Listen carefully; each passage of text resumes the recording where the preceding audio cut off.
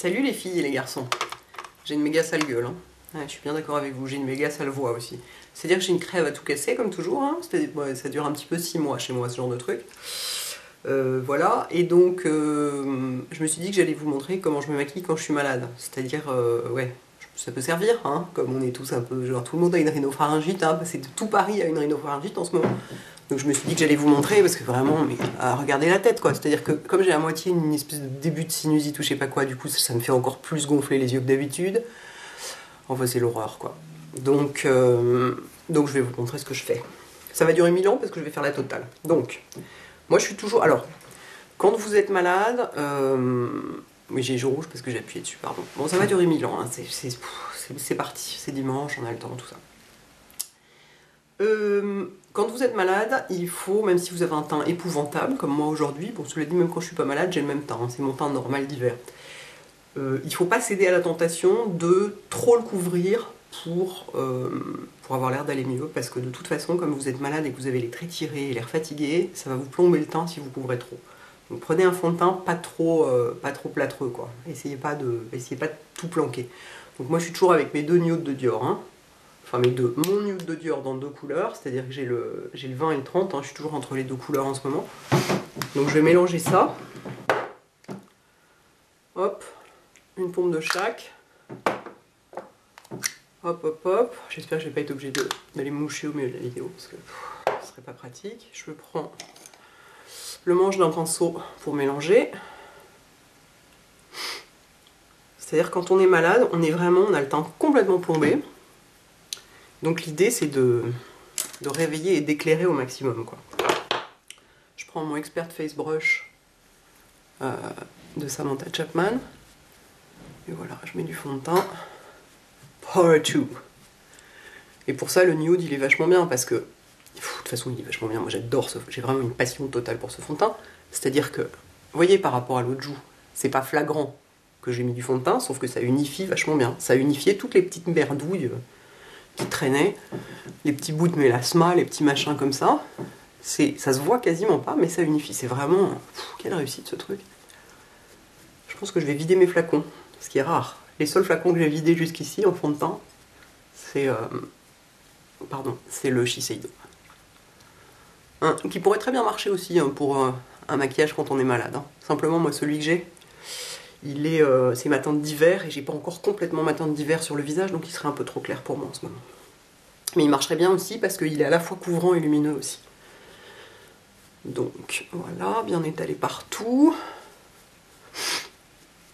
Ça prend un peu de temps de bien étaler du fond de teint. Hein. En plus, voilà, faut aller un petit peu le long de la mâchoire, sur les oreilles, pour que tout soit bien de la même couleur. Pardon. Je vais essayer d'adapter la hauteur de la caméra au fur et à mesure. Voilà. Take off the excess. Ah non, j'ai pas d'anti-cerne, c'est pour ça que c'est toujours l'horreur. Alors, je prends mon anti-cerne Benai, que j'adore vraiment, mais à la folie. Et moi, celui que j'utilise le plus, c'est celui-là, vous voyez, le plus clair jaune. Le plus clair rose est un peu rose pour moi. Si j'avais... Enfin, ça dépend de quelle couleur vous avez sous les yeux. Je vous signale au passage que celui-ci, comme enlumineur, est vachement bien, celui du milieu, pour mettre au milieu du nez, sur les pommettes, ce genre de truc, très très bien. Moi, je vais juste mettre celui-là. Il est tellement génial, cet anti-cerne. Je l'adore vraiment, quoi.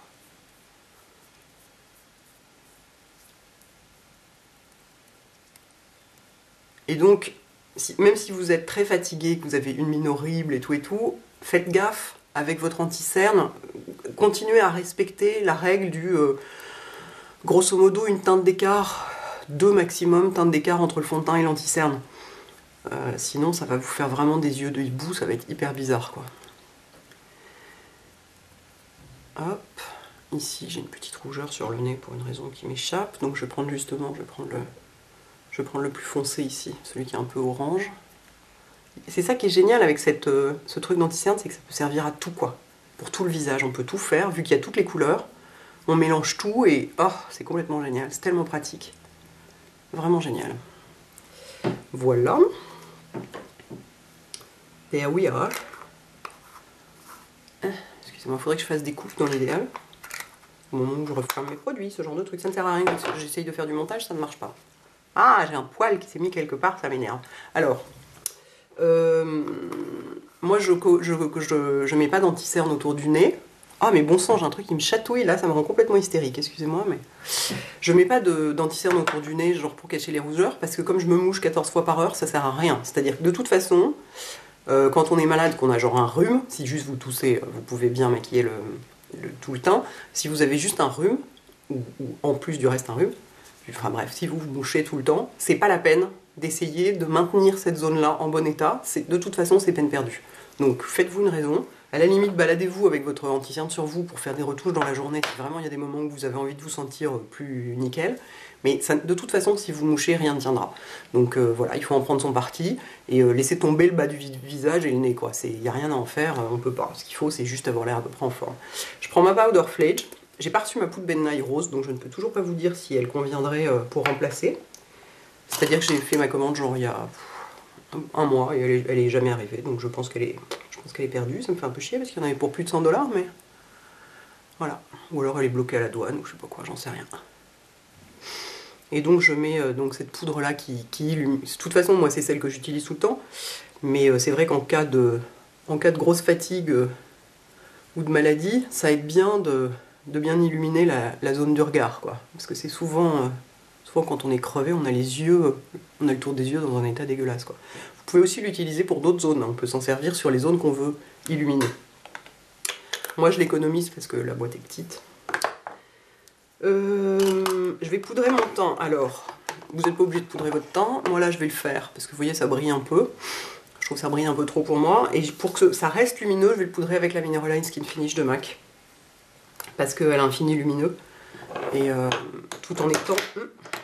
le truc qui se casse la gueule à nouveau, tout en étant très unifiante, et donc elle redonne un peu plus d'unification, mais en même temps en gardant un côté vachement lumineux, qui donc est ce qu'on veut quand on est malade, et c'est le Blush Brush de Real Techniques. Je me sers plus que de celui-là pour la poudre. Il est tellement plus doux que les pinceaux MAC, c'est hallucinant. Ou que n'importe quel pinceau en poil naturel, quoi, à vrai dire. Et vous voyez, je balaye pas, je tapote, en tout cas au début, pour... fixer le fond de teint. On peut balayer après si on trouve qu'il y en a trop ou pour faire un peu de finition, mais au début il faut tapoter la poudre sur le fond de teint, sinon ça le déplace. Voilà, et vous voyez le brillant qu'il y a là, enfin le côté c'est super joli, quoi. Ensuite, vous pouvez prendre soit un blush qui a un peu comme le Coralista, qui a un peu de nacre dedans, toujours pour donner de la lumière. Moi je vais trouver je trouve que ça c'est encore plus, ça donne un côté encore plus lumineux, c'est les sticks, les blush sticks de Shiseido. Celui-là c'est le pêche, c'est mon préféré. Et alors j'ai revérifié, ils avaient dit qu'il serait discontinué tout ça, et en fait il est toujours vendu chez Sephora, donc j'imagine qu'ils ont dû, devant le tollé soulevé par l'idée que ce produit disparaisse, ils ont dû le garder, ou je sais pas, enfin toujours est-il qu'il existe toujours. Toujours est-il qu'il est... Bon, laissez tomber, je suis malade, j'ai le droit de faire des redites. Donc... voilà. Regardez cette couleur, c'est sublime, quoi.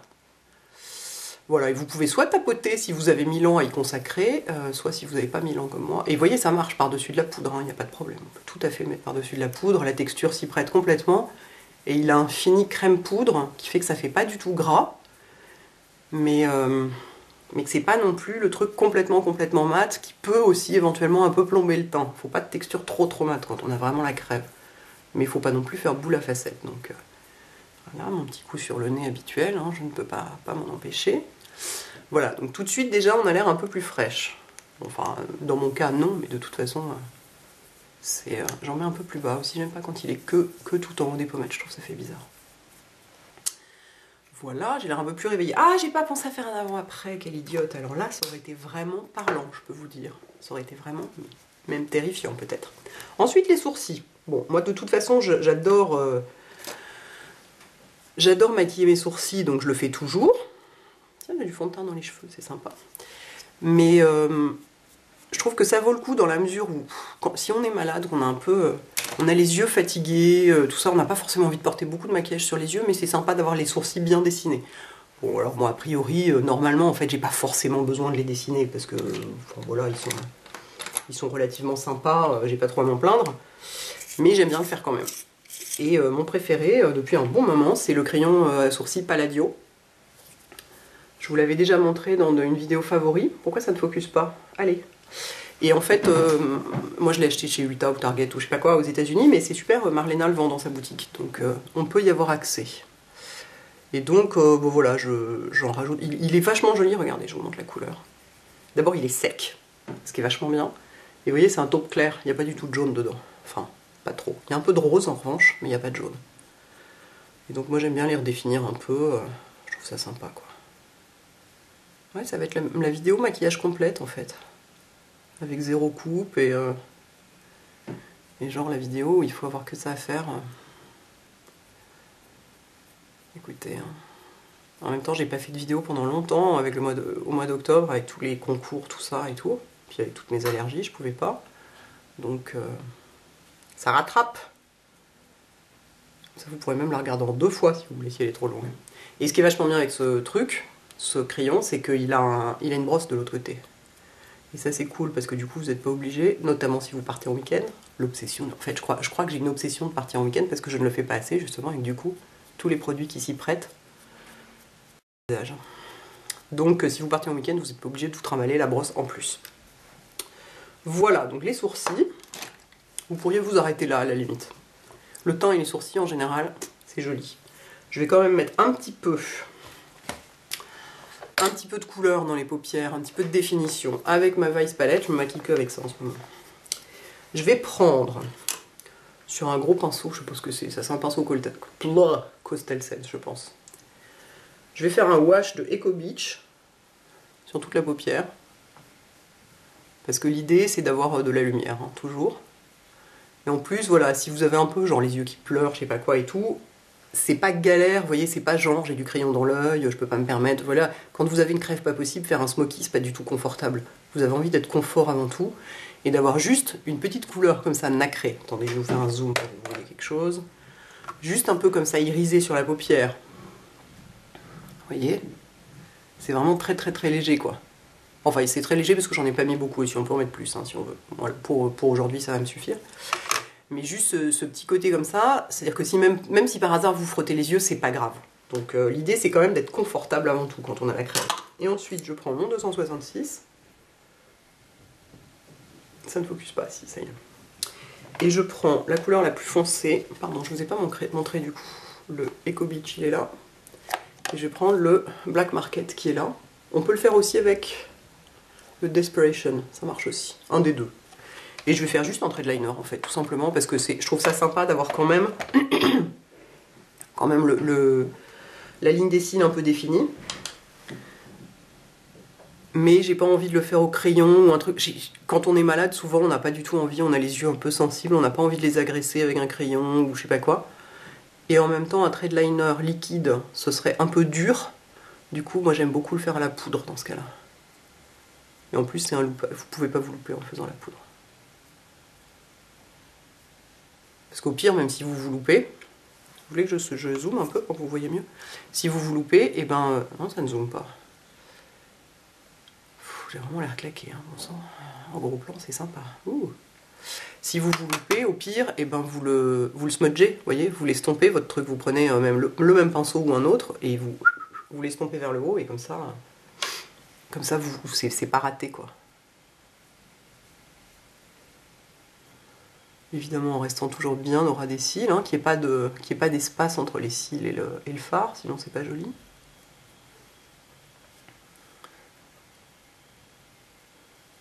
Et donc pour le fait que le fond de teint foute le camp quand on se mouche, ben, j'ai pas de solution, il n'y en a pas. Il n'y a pas de fond de teint qui va tenir suffisamment, il n'y a pas de fond de teint suffisamment longue tenue pour résister à un vigoureux brossage, un vigoureux passage de Kleenex, quoi. Donc bah tant pis, laissez tomber. De toute façon, voilà, au bout d'un moment, ce sera moins joli, mais il n'y a pas le choix. Ça, si vous avez envie, vous pouvez en passer un tout petit peu dessous aussi, pour définir un petit peu la ligne des cils, aussi sans en reprendre, vous voyez, avec ce qui reste sur le pinceau. Mais vraiment léger, quoi. Il faut que ce soit léger, il faut que ce soit lumineux et léger. Voilà. Où en suis-je? Bon, bah, du mascara, hein, évidemment. Ah! Je m'en suis foutu dans l'œil une fois de plus. Bah oui, normal. Oh, pardon. Recourber les cils, toujours. Enfin, dans mon cas, c'est absolument indispensable. Attendez, je vais descendre un peu la caméra, vous voyez mieux. Et zoomer. La technologie ne recule devant rien. Oh, bon sang, je suis désolée. Voilà, je suis enrhumée, donc... Si je me mouche pas, je suis un petit peu obligée de renifler. Donc, recourber les cils. Et on les prend dedans, puis on fait... moi, je fais des petites pressions comme ça. Toc, toc, toc, toc, toc, toc, toc. Hop. Et... ici, combien de temps ça va durer ma vidéo? 15 minutes déjà, on sent. Bon, j'ai presque fini. Et mon vernis, c'est le rouge noir de Chanel. Vous l'avez déjà vu. J'ai vu que Mimine en avait mis un sur son blog, pardon, qui ressemblait... je prends mon mascara Helena Rubinstein, comme ça vous allez le voir en action. Oui, donc j'ai vu que Mimine avait mis sur son blog un mascara qu'elle comparait un peu au rouge noir de Chanel, mais qui était beaucoup plus lumineux notamment, parce que c'est un jelly d'ici, donc je trouvais ça très intéressant. Si vous voulez, je vous mettrai le lien en dessous. Vous alliez voir, bon, enfin, je pense que vous connaissez tout le blog de Mimine et que vous n'avez pas besoin de moi pour y aller. Mais... et donc je me suis demandé si j'allais être tentée, mais en fait non, parce que ce que j'aime justement dans le rouge noir de Chanel, c'est qu'il est... là, il aurait besoin d'un petit coup de top coat en plus, mais c'est qu'il est... c'est que justement, il n'est pas transparent du tout. C'est qu'il est presque noir, c'est qu'on voit pas le rouge presque. C'est ça que je voulais avec celui-là. Bref, je vous raconte des trucs pour vous occuper pendant que je mets du mascara, hein, parce que d'habitude je coupe quand je mets le mascara, mais là ça va être une vidéo d'une seule traite, d'une seule.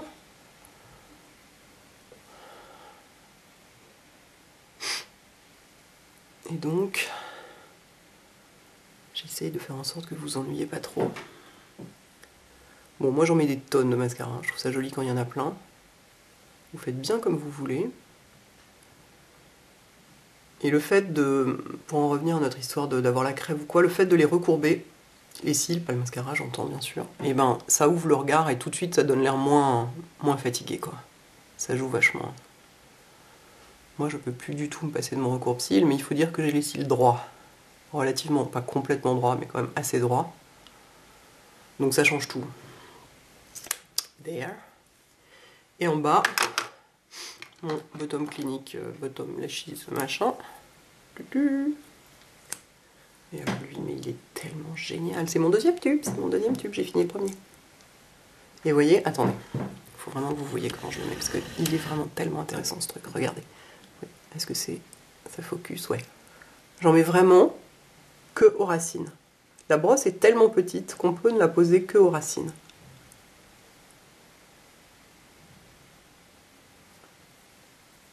Et pas du tout sur les longueurs. Vous voyez la différence que ça fait entre les deux yeux? C'est-à-dire que ça définit la ligne des cils sans faire des cils d'araignée. Moi, ce que j'appelle des cils d'araignée, ce qui n'a absolument rien à voir, mais enfin comme des cils de poupée qui font tomber l'œil, quoi, qui arrondissent l'œil et qui le font tomber parce que en se déposant sur les longueurs, quoi. Ouh, mais j'ai du mal à être précise moi aujourd'hui. Vous voyez? C'est vachement sympa. Hein. Quelle invention géniale ce truc. Bon, je vais dézoomer, remonter la caméra, tout ça sans couper. Tout ça sans couper.